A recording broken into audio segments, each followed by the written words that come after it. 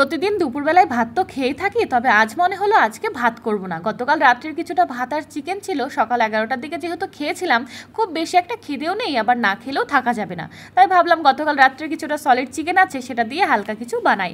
হঠাৎ করেই মনে হলো চিকেন বান বানাবো, যদিও কোনো দিন বানাইনি, তবে আজ একবার ট্রাই করেই দেখি। সেই মতো ইস্ট, চিনি, ডিমের সাদা অংশ দিয়ে ময়দাটা চিপচিপে করে মাখিয়ে নিলাম। তারপর তেল লাগিয়ে 15 মিনিট রেস্টে রেখে চিকেনের পুরটা বানিয়ে নিলাম। 15 মিনিট পর ময়দাটা ফুলে ডবল হয়ে গেল। হাতে তেল লাগিয়ে ময়দাটিকে 4-5 মিনিট ময়ান দিয়ে 4 ভাগে ভাগ করে নিলাম। হাত দিয়ে লম্বা করে ভেতরে চিকেনের পুর দিয়ে হালকা ফাঁকা রেখে মুড়ে দিলাম। বাটার পেপারের ওপর রেখে আবার 10 মিনিট রেস্টে রাখতেই দেখি বানগুলো ফুলে ডবল হয়ে গেছে। ডিমের কুসুমটি ফেটিয়ে বানের ওপর লাগিয়ে গরম প্যানে স্ট্যান্ডের ওপর বসিয়ে 10 থেকে 15 মিনিট লো টু মিডিয়াম ফ্লেমে রান্না করে নিলাম। দুপুরে খেতে বসে তো সবাই অবাক, তবে খেতে অসাম লাগছিল। তোমরা চিকেন খেতে বেশি ভালোবাসো নাকি মাটন? কমেন্ট করে কিন্তু আমাকে অবশ্যই জানিও। আর ভিডিওটি ভালো লাগলে সাবস্ক্রাইব করে পাশে থেকো।